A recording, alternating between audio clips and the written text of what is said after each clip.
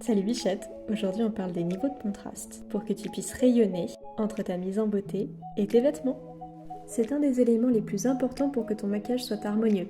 On le détermine en observant plusieurs choses, notamment les cheveux, la peau, les yeux et les lèvres. Ensuite on va regarder la valeur, donc c'est la différence entre le fait d'être clair ou foncé entre deux éléments. Donc on voit que cette fille-ci a les cheveux plus foncés que la fille précédente.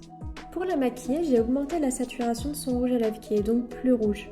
Et le fait de faire ça, ça m'a permis de créer un lien entre le haut de ses cheveux, le bas de son visage, donc au niveau de ses lèvres, et le haut de son buste avec ses vêtements.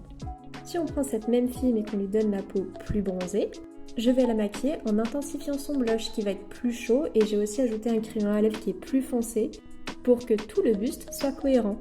Après la valeur, on va regarder la saturation, donc pour savoir si les couleurs sont plutôt douces et pastel ou à l'inverse vives et intenses. J'avoue que les prochaines images elles sont un petit peu biaisées parce que j'ai joué sur la valeur et la saturation pour pouvoir davantage montrer l'effet. Donc pour cette première fille, elle a les cheveux et les yeux très clairs, j'ai donc choisi un maquillage dans les tons rose pastel. Pour la suivante, elle a la même couleur de peau mais les cheveux et les yeux sont plus saturés, donc j'ai dû renforcer la saturation aussi au niveau du blush et son rouge à lèvres pour que le tout reste équilibré. Et enfin, si je prends cette même fille mais que je lui teins les cheveux, la couleur a changé mais la saturation reste la même, donc je garde le même maquillage. Le prochain élément que l'on regarde, ça va être la température. Est-ce que je suis plutôt chaude, plutôt froide ou plutôt neutre? Entre la couleur de mes cheveux, ma couleur des yeux et la couleur de mon teint. Si tu as du mal à déterminer ton sous-ton de peau, je te laisse regarder ma vidéo précédente. Ici, ma fille, elle a un ton chaud, donc je lui ai choisi un maquillage dans les tons corail.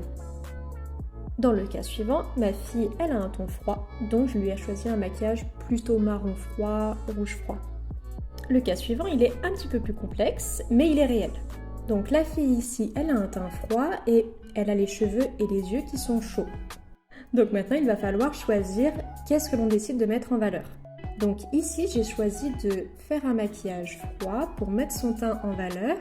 Et de cette façon, elle a un visage qui est beaucoup plus harmonieux.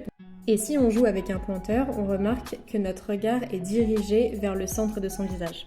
Ce qui est bien, puisque du coup, on l'a mis en valeur. Maintenant, notre fille, elle a toujours le teint froid et les cheveux chauds, mais cette fois, j'ai choisi un maquillage chaud, donc dans les tons orangés. Donc là, je me suis calée sur la température de ses cheveux et c'est un maquillage qui est cohérent entre le haut de son crâne et son buste. Par contre, le teint est moins mis en valeur. Donc c'est possible que sur une fille qui n'est pas en 2D, elle paraisse plus fatiguée. Donc il faudrait davantage travailler le teint pour que le tout soit cohérent. Et si je joue une dernière fois avec mon pointeur, notre regard va pas forcément être dirigé sur le visage de la personne, mais plutôt sur son contour. Parce que la cohérence, elle existe entre les cheveux et les vêtements qui sont chauds, pendant que le teint vient entrer en compétition avec le maquillage.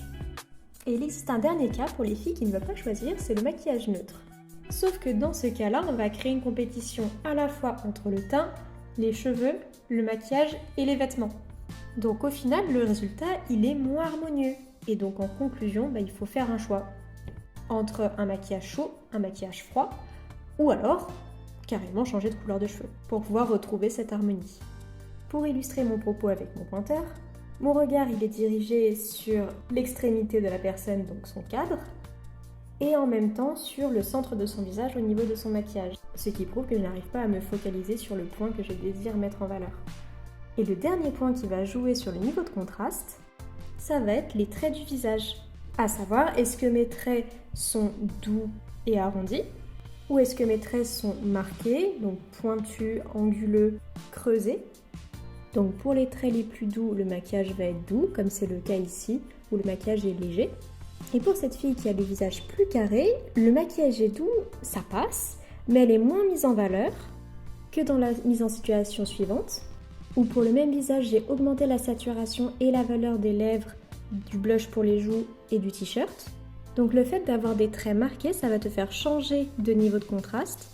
Et donc, pour avoir un rendu harmonieux, il faudra avoir un maquillage plus intense. Maintenant, on va regarder ensemble à quoi est-ce que ça ressemble un visage avec contraste faible, moyen ou fort. On n'oublie pas, si tu observes une différence de température, de valeur, de saturation ou même dans la forme de ton visage, tu peux changer de catégorie et passer sur un contraste plus élevé. Donc ici, on a l'exemple parfait pour le faible contraste. Donc on a peu de différence entre la valeur des éléments. Et ça, on s'en rend bien plus compte lorsque je retire la saturation à l'image. Niveau maquillage naturel, ce qui va convenir aux peaux claires, ça va être toutes les teintes rosées doux, alors que pour les peaux mates et les peaux noires, on va privilégier plutôt un marron léger. Pour les filles avec un contraste moyen, donc c'est-à-dire qui ont plus de différence entre la peau, les yeux et les cheveux, pour un maquillage naturel sur les peaux claires, je vais choisir un rose plus vif, et pour les peaux foncées et noires, je vais privilégier tout ce qui va être rouge marronné, mais un peu intense quand même. Et enfin, pour les contrastes forts, donc là où est-ce qu'on va observer une grande différence entre les différents éléments, pour toutes les couleurs de peau, si je remarque un grand contraste entre le teint et les cheveux, je vais privilégier un rouge intense. Et de manière générale, pour les peaux bronzées et noires, je vais recommander des teintes très pigmentées. Donc voilà une petite feuille récap de tous les niveaux de contraste.